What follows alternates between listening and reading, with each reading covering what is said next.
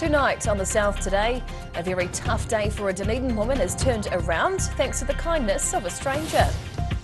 One of Gore's most popular attractions could be derailed unless locals can lend a helping hand. And months of digging is coming to an end in Christchurch as workers unearth some impressive secrets.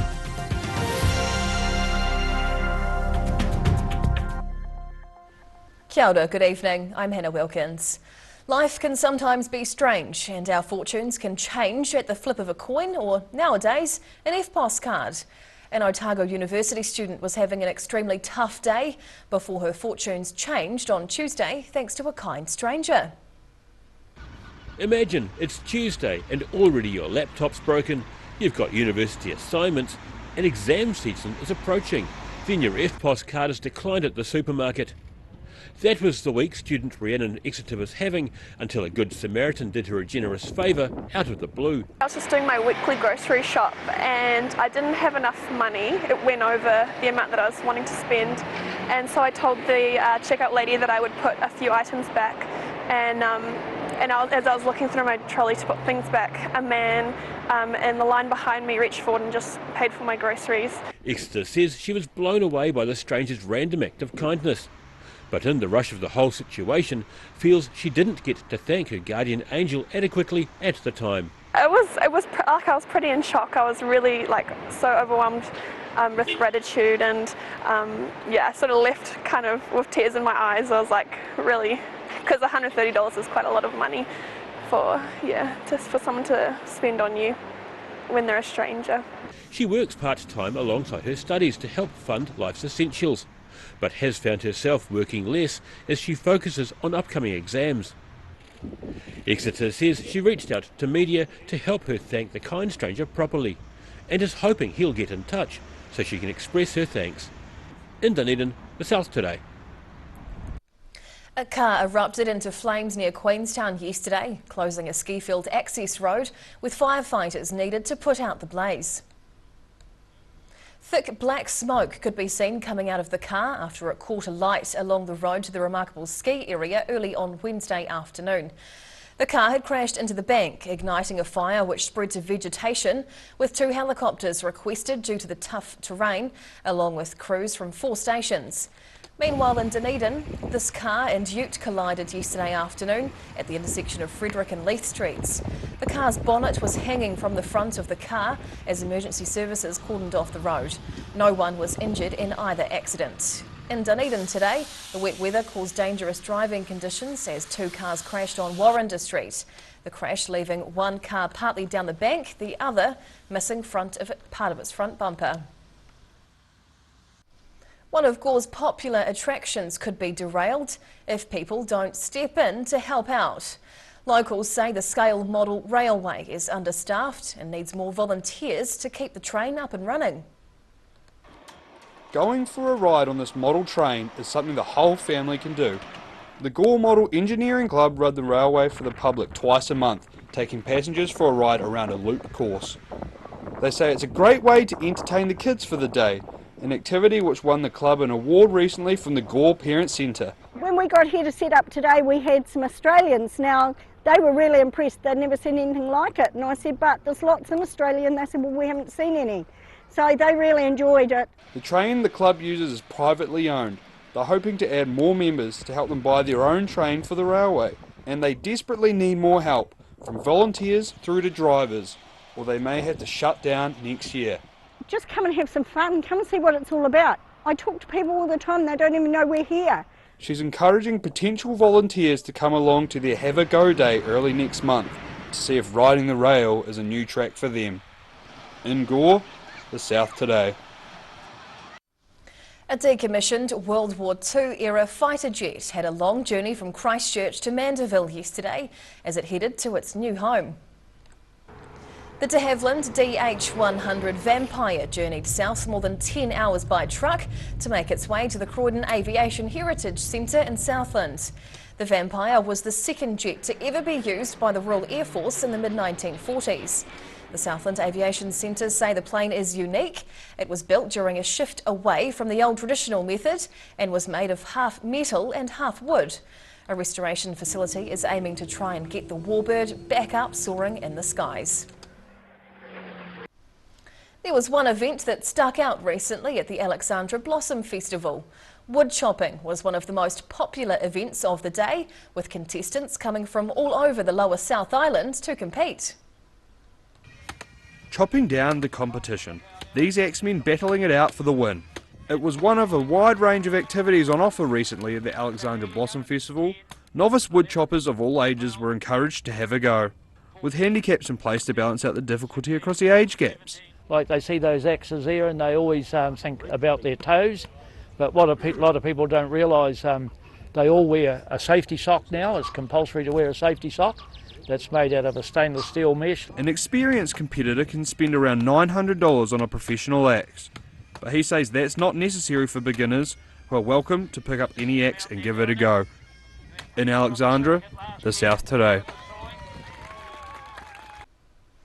3 months of digging at Christchurch's Te Kaha multi-use arena site is coming to an end, with almost 200 boxes of artefacts being unearthed.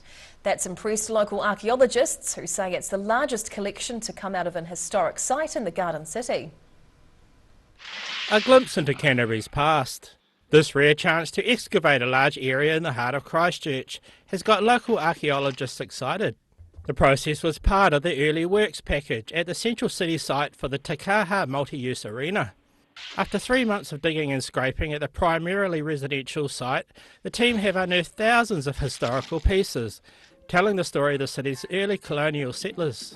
What happens is we have a digger that strips the site down to the depths of the archaeology, and then we come in as a team and we hand excavate out the features that we're interested in.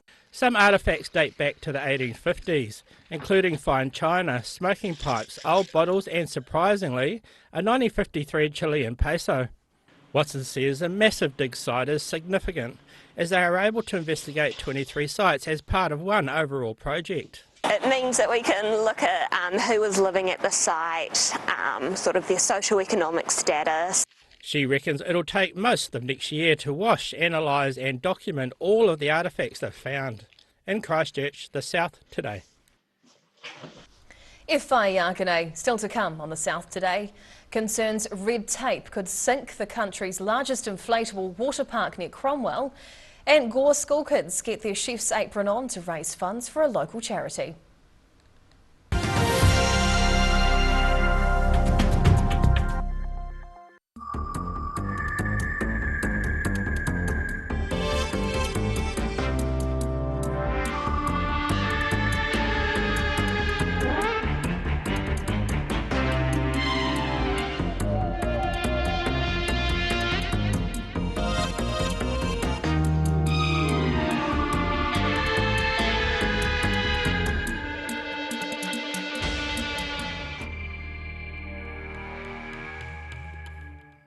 A poorly maintained heat pump can lose up to 35% of its output. The Mr. Heat Pump Cleaner team are experts. Their specially developed chemical wash is totally biodegradable. Call Mr. Heat Pump Cleaner and get the job done by the professionals.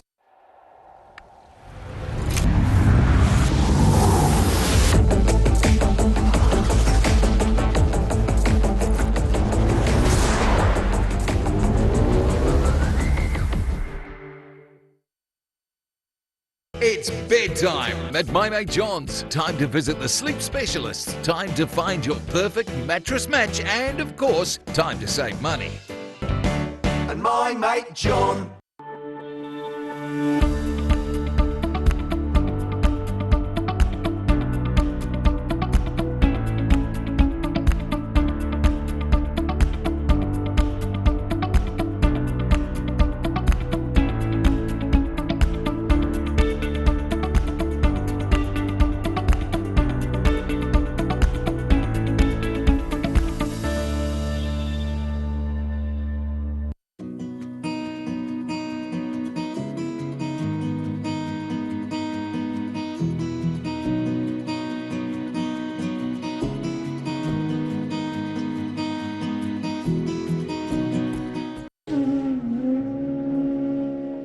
Every day the team at Gillian supports grieving families at their time of need, from answering your questions to organising a farewell that reflects the wishes of your loved one. We can help.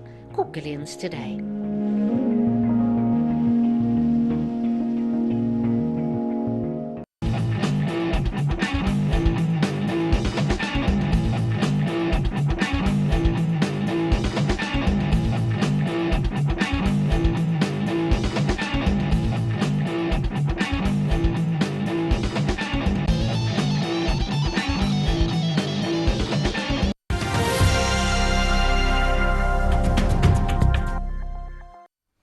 Tēnā koe, welcome back. The owners of the country's largest inflatable water park in central Otago are concerned bureaucratic red tape could sink their plans of opening this summer. The Kiwi Water Park opened at Lake Dunstan near Cromwell in 2020 and became very popular, attracting 30,000 visitors last summer. But the park on a reserve off State Highway 8 at Loburn has found itself caught up in lengthy delays and indecision between different agencies over how to access the site. The issue of a right-turning bay needs to be resolved by early November, or the park won't receive its operating licence for the season. Last season, the NZTA raised concerns about the number of vehicles entering the reserve, with a temporary speed reduction introduced along that stretch of road. Gore school students have been giving up their free time to do some baking for a good cause. These Longford Intermediate students had the job of weighing up and mixing together the ingredients for baked slices. The students gave up their afternoon to cook up the tasty treats for the Otago Southland Cancer Society. The bake-off also earned students community service ticks as part of the William Pike Challenge Awards. We have volunteer bakers throughout Southland, so we have some in Invercargill, and yeah, it's a nice way of giving some aroha to our people.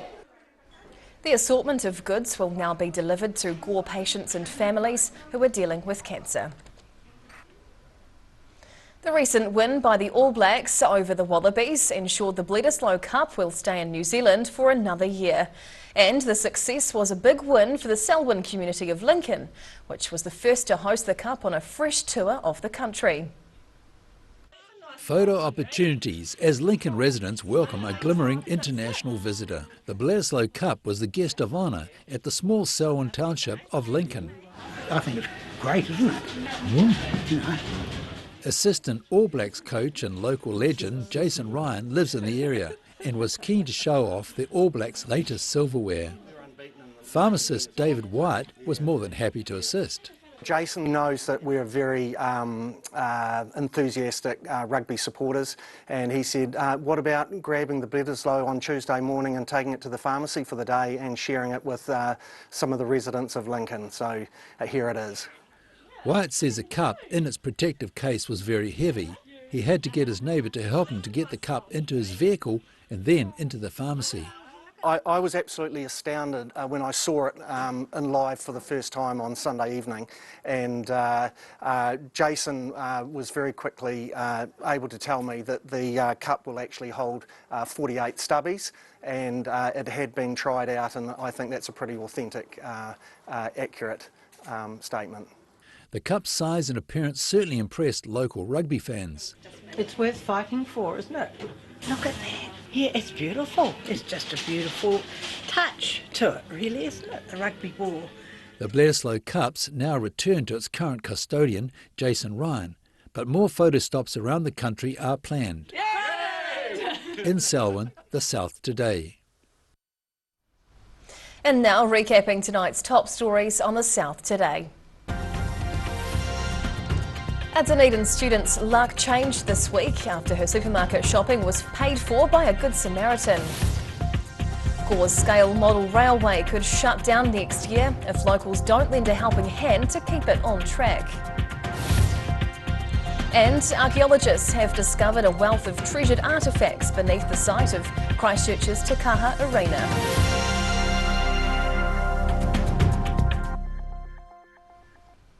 And time now for a look at the weather. The South Today weather, proudly brought to you by MoleMap, the skin cancer detection specialists. Looking at the situation, Cold weather for the next week as airflow over the region remains stubbornly from the south or southwest. Also expect some frosty nights inland and coastal showers. Heading to the top of the South Island. Cloudy with easterlies and 15 up in Nelson tomorrow. Fine but windy in Greymouth with 14 as the high. And Christchurch takes a dip after a warm week. Showers southerlies and 11 degrees the high. Travelling to South Canterbury and North Otago now. Becoming fine with southwesterlies across the board. Prepare for 11-degree highs in all three spots here, being Ashburton, Timaru and Oamaru. Westwards now to the Central Lakes. Relatively fine with easterlies through here. 12-degree highs in Wanaka and Alexandra, with 11 over in Queenstown. Heading further south. Light southeast winds are on the way tomorrow and highs of 11 degrees will be felt through here in Balclutha, Gore and on the coast at the Catlins too. Now down to the deep south. Showers clearing tonight in Invercargill with a low of 4. Becoming fine and sunny as the southerlies die out tomorrow, up to 11 as the high. Into the weekend, first up it's looking sunny with a few spots of clouds and cool southerlies and another 11-degree day.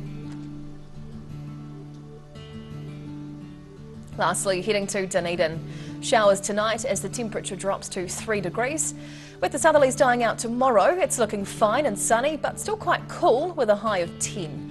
Saturday, fine with northerlies before a southwesterly change, up to 12 degrees as the high. And that's the news this Thursday. For the latest news and videos from the southern region, head online to odt.co.nz. And you can follow Channel 39 on YouTube to catch our news bulletins on demand. We'll see you again tomorrow. Ka kite a popo.